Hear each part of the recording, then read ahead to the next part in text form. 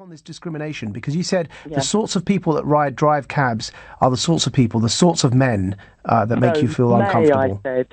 I said may. Yeah, but you've said you don't want to ride a cab as a result of it. Now, I'm wondering why that's not discrimination. Well, I'll tell you why. As a teenager, I did get cabs, and also my friends did, and more than a few of them had really scary experiences. Okay, I'm going to quote to you a sentence. I want you to tell me how this sentence is not discriminatory. When I was young, a black man robbed me, and therefore I don't like being in a closed space with black men because I've had a bad experience when I was young. How is that not a discriminatory sentiment to hold? Well, I'm not saying that. No, I know, you're saying about men, which is the same thing, because it's an immutable characteristic, whether it's race or somebody's sex. So I'm asking you again, how is it not discriminatory to say that I had a few bad experiences when I was young, and therefore I don't trust any taxi driver, male? I think what you're missing here is it's somebody's personal experience. And if you've ever been attacked, have you ever been attacked? In any way? Many times, Lauren, but that's not the question I'm asking you. I'm asking you about personal experience. If I had been robbed when I was young by a black man, which, by the way, I never have, I've been robbed by other people.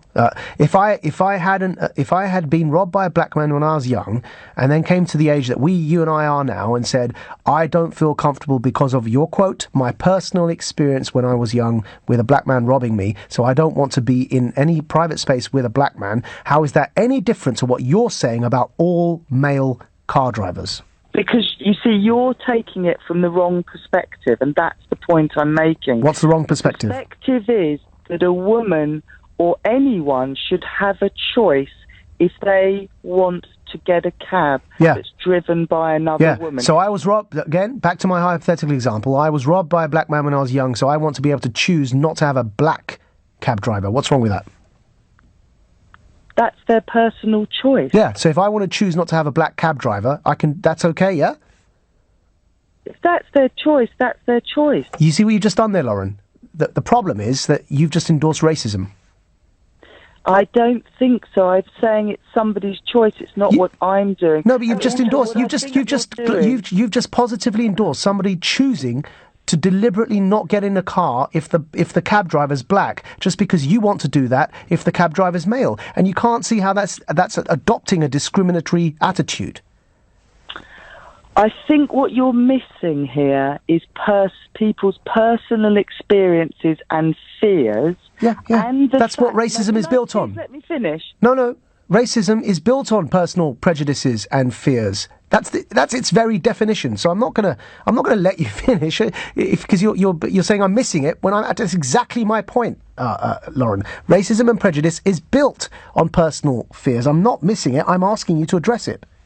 It isn't always. There are many racists in this country who've never, ever had a negative experience with somebody from That doesn't mean they don't fear a negative experience, Lauren. That's precisely what racism is. I'm talking about based on reality, not based on so the reality you're talking about is that every male cab driver deserves the suspicion that you cast over them. Again, you're twisting my words and you're missing my point. It's a woman's choice to be able to choose who she travels in a car with. That's right, just like it's a white man's choice not to get in a car with a black man.